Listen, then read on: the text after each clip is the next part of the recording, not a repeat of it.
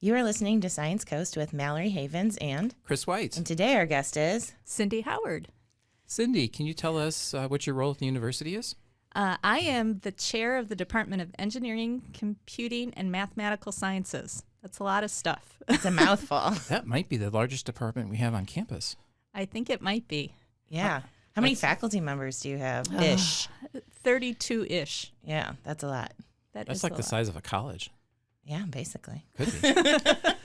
So today we're going to be talking with Cindy about her path to Lewis University and all the things that went into preparing her to be a department chair in computer science. And I want to start by asking you the question. It's still women are the rarity in computer science. And to be a department chair of a computer science department and engineering and mathematical sciences, like that has to be kind of, you must be in a unique position compared to what you see at other institutions. Yeah, I think so. I'm not familiar with a lot of other department chairs. I do know some of the area colleges had female department chairs, so it's not as unique as it seems. Oh, well, that's good. Encouraging. So how did you get interested in computer science in the first place? So my undergrad degree is in accounting and information systems. So you like math? Yes. That's with a caveat. So I like the analytical part of all of that. I started working for an investment firm right out of college, and it was very small, and they needed people to do some of the technology sort of stuff. So I started doing that in my role as an accountant and found out I really liked that. And after about 10 years at that job, we moved down to Illinois. I'd been in Milwaukee at the time.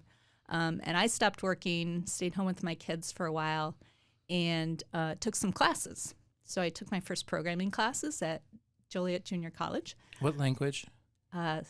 C. And then I decided to get a master's degree in computer science, and I did that at Governor State. So I had to do all the foundation classes, and it took me a while. And I was doing it part-time because my kids were in grade school at the time, and it seemed the thing to do. And when I finished, one of my instructors, who's now, I think, the department chair over there, asked if I'd like to teach. So I started teaching, and I realized I really liked doing that and decided to go for a PhD. So I went to UIC, commuting from where I was living at the time, which was Frankfort, Illinois. So that's a haul.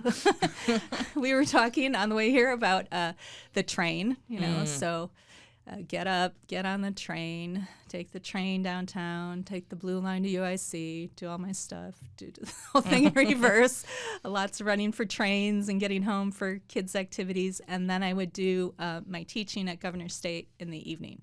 Oh, wow. That's a load. Yeah. Did you sleep at all? Some. Not a few lot. Hours here and there. I do remember right after I finished my PhD, I was sitting in our family room watching TV, and my daughter walked in, and she's like, "Huh, you're watching TV. I've never seen you do that before." You're like, I finally get to relax. There is a level of commitment that's necessary when you're pursuing, like a PhD. It's not as if you can just show up and attend your classes and then at the end of a few years they hand you a PhD. It's a little more intense than that.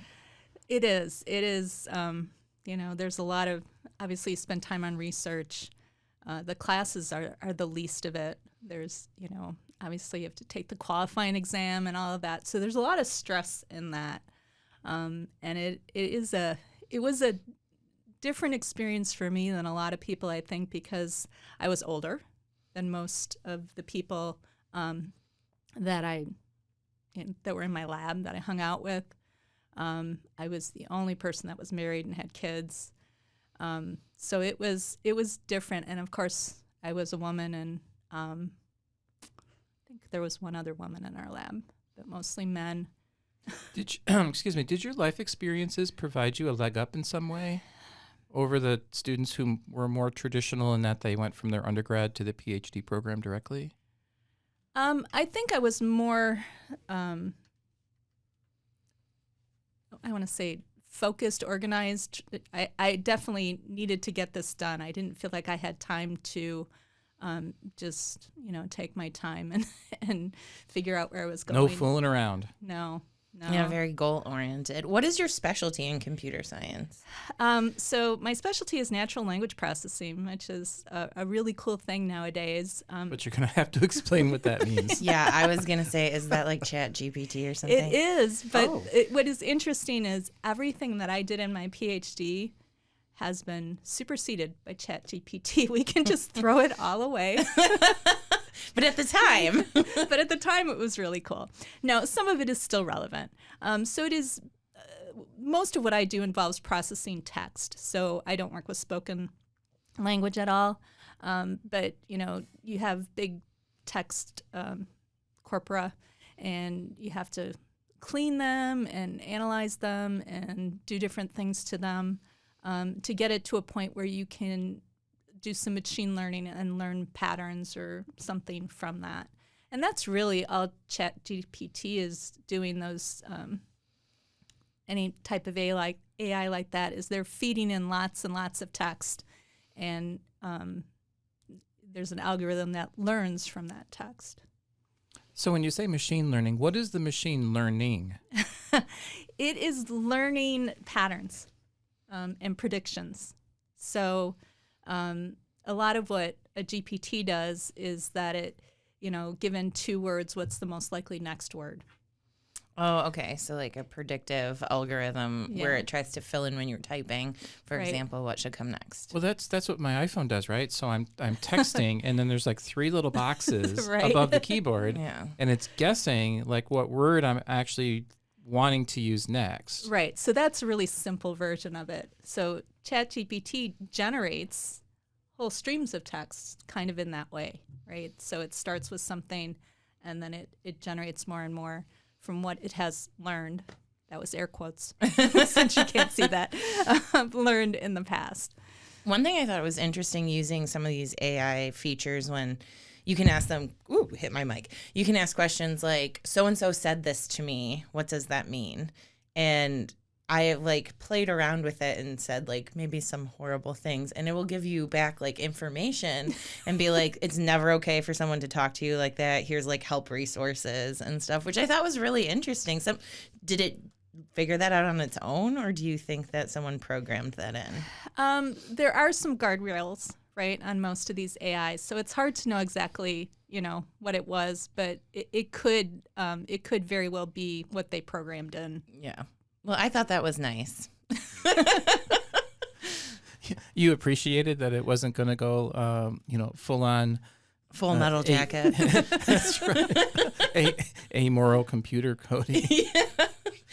So I'm curious, Cindy, because as I'm listening to you talk, I'm wondering where your stance is in regards to computer consciousness. Because when you're engaging with some of these AIs, it almost sounds like you're communicating with somebody, but it's probably just an algorithm. So maybe you could make a few comments about that. It is just an algorithm. It does seem real. It's very realistic, right? The old chat bots were horrible. This is much more realistic. But if you think about it, it is only doing what you ask it to do, right? So it doesn't have, it has no initiative on its own. And I think that's one of the more important points. But even more so than what you ask it to do, it's limited to what it's been trained on. Right. So what you've fed it as, here are examples of human speech, it's restricted to that. Right. And I mean, that's the whole big can of worms is what it's been trained on, right? Because so much of the media out there is biased in some ways, and so these AIs can be very biased, and that's been an issue in natural language processing for years.